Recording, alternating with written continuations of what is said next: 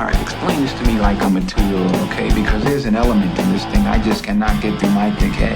Well, that's what some Giant fans are thinking right now. This is Tim, this is New York Giants Straight Talk, powered by My Big Blue LLC. Want to talk about the inevitable comparison to Jaxson Dart and Shedeur Sanders. Want to talk about the Dart debut a little bit more in depth. And I want to talk about the craziness and the looniness of a segment of the Giant fans that think that Jaxson start. And I did say Jaxson start. Said Jaxson Dart should start against week 1 against Washington.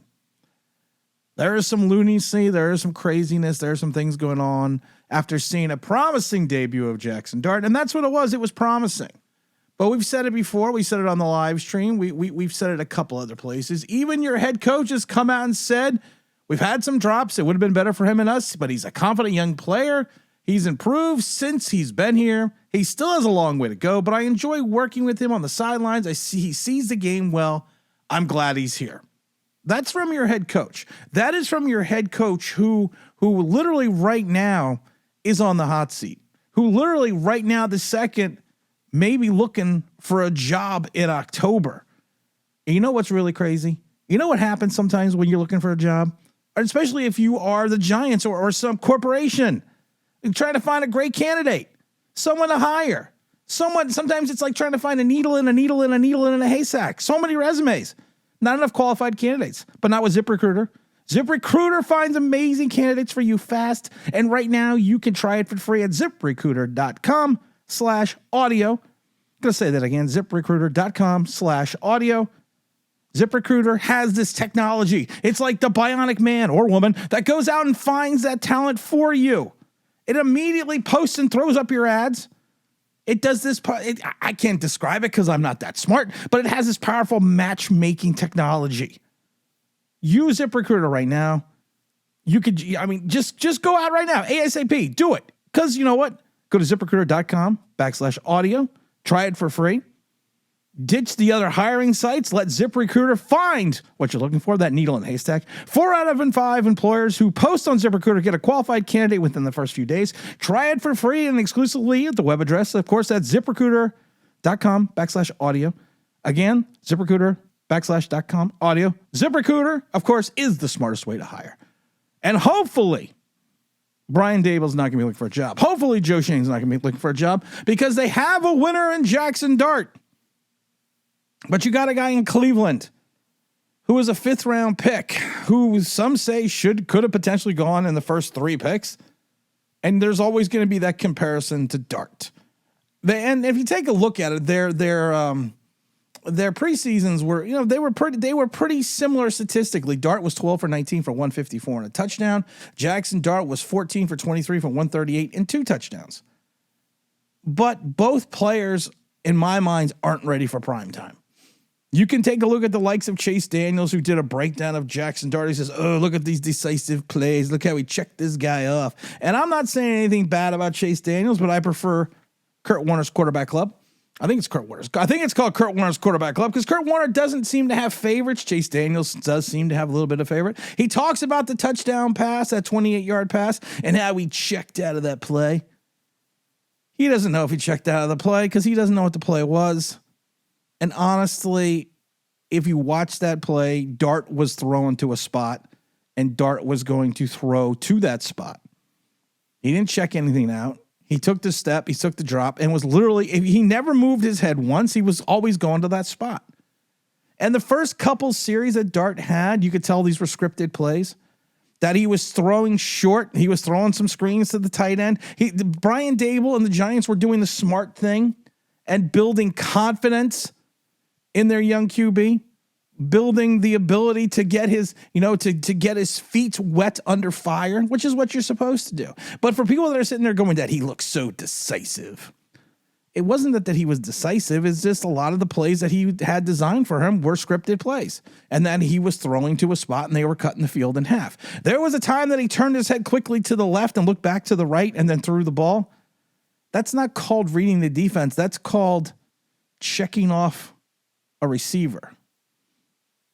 That's all he was doing. He was trying to basically lure the defense to think that he was going to the left and he threw to the right when he was always primarily going to that one side.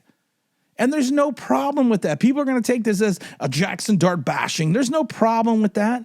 There's no problem checking off the DB by pretending you're going to look to the left and throw to the right when you always were going to throw to the right. There's no problem with that because he's a young quarterback. This is his first game action.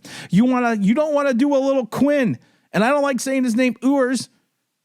And I know it's not pronounced that way because every time I saw Quinn the way he played in Miami the other day, I was like, ooh, that's not a good start.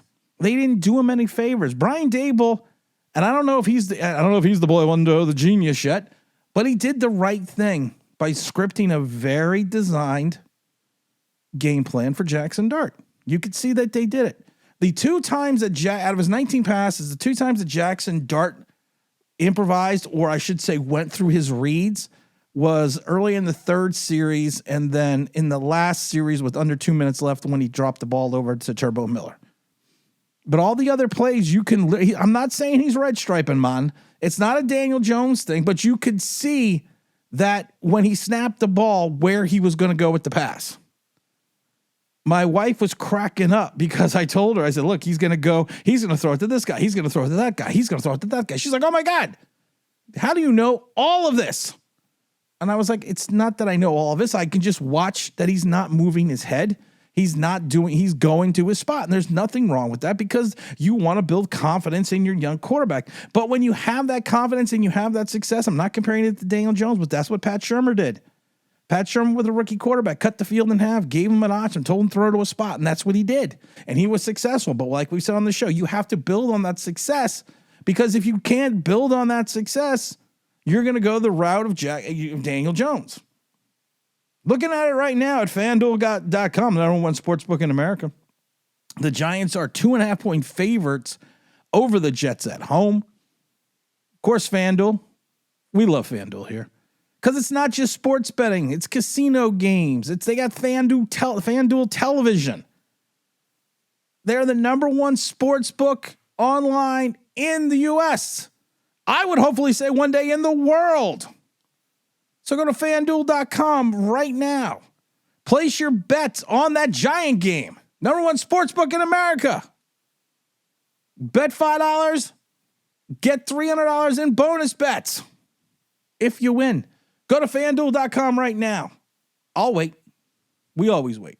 But like I said, you are building something with Jaxson Dart, and you need to continuously build with that. You have the reverse dichotomy over in Cleveland because Cleveland doesn't know what they want to do. Cleveland doesn't understand what they have at quarterback. Do they have the 47-year-old Joe Flacco? Yes. Do they have Dylan Gabriel, who can barely see over the line? Yes. Do they have Kenny Pickett, the failed experiment out of Pittsburgh, who's already on his 3rd stop? Yes.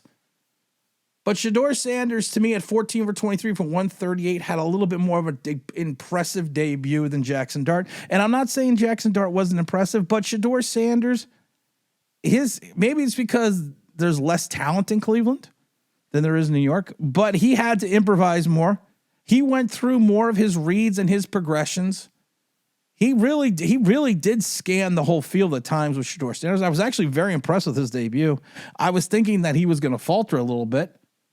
And his 2 touchdown passes that 1 touchdown pass in the corner was a thing of beauty. Same with Jaxson Dart's touchdown. For Jaxson Dart throwing it to a spot under that type of duress, that was a perfect throw. And you got to give the kid all the credit in the world. But if you want to see different progressions of quarterbacks, I do think Shedeur Sanders is above Jaxson Dart right now. And I think Shedeur Sanders has a hell of a lot less to work with than Jaxson Dart does. And I'm not saying that Brian Dable's the boy genius yet because we don't know what we're going to do yet. But for people that are sitting there and they're wondering. You take the blue pill. The story ends. You wake up in your bed and believe whatever you want to believe. You take the red pill. You stay in Wonderland, and I show you how deep the rabbit hole goes.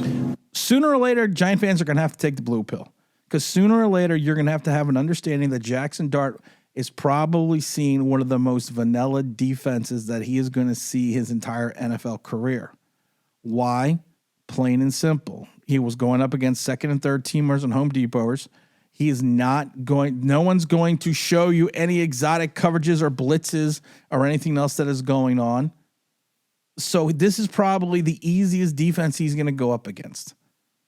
And the New York Giants coaching staff and Brian Dable and Mike Kafka did the right thing.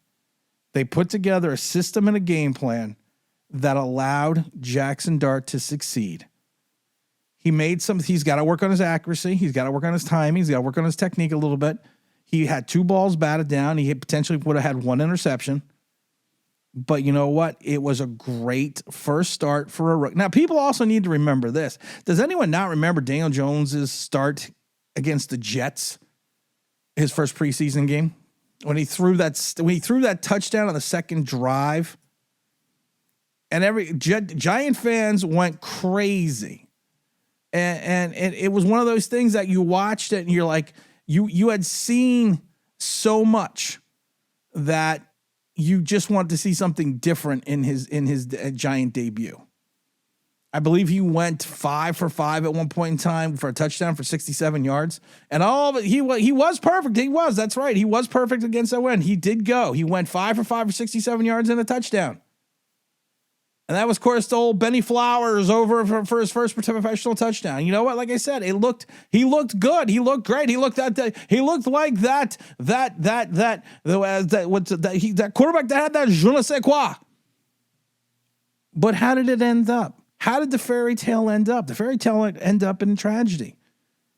I love the scene in the movie Cinderella Man, when Max the Bear is talking to Cinderella Man, and he basically tells him, hey, listen, people die in fairy tales.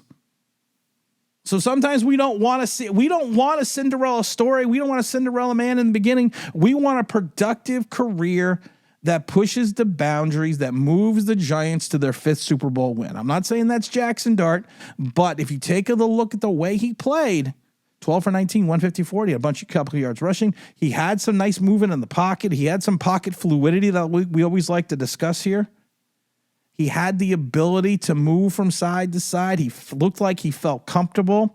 I am a little concerned about some of his arm angles on those 2 passes that got batted down. But like I said, it's preseason. Russell Wilson is your starter. Russell Wilson went 6 for 7, and he had 2 bad offensive line calls against Chris Hubbard. Not that they were bad calls, they were actually good calls, but poor play, which stalled the Giants' drive as such as it did last year and pushed them back. But that's not Russell Wilson's fault. Russell Wilson still went 6 for 7. He went through his progressions. He showed what an NFL quarterback should be that we have not seen in 6 years. And Russell Wilson is your starter. And he gives you the best, and Dable understands this, and Shane understands this. He gives you the best chance to win games now because you have a tough first 6 games. And we've said this a million times on this channel. If you want to have any shot of or any consideration of making the playoffs, you got to go 3-3 in your first 6, because then you only have to go 6-5 in your last 11. Because I still think 9 wins takes this division. I think you're going to see a step back from Washington. I think you're going to see a step back from Philadelphia. I think you might see a step up a little bit from Dallas, but I don't see them being more than an 8-9 win team as well because of their schedule. But you need to put the players on the field that give you the best opportunity to win. And right now, that is still Russell Wilson. Oh, we're going to have a lot of fun this season. We're going to be heading out to the game on Saturday. Can't wait for that. We're going to be doing the Carl Banks autographed Michigan State's jersey giveaway the kickoff weekend, I should say. So that's going to be a lot of fun. Stay tuned for a lot of other things. And again, this is Tim, this is Jack Talk, powered by Online Big Blue LLC. And I'm out.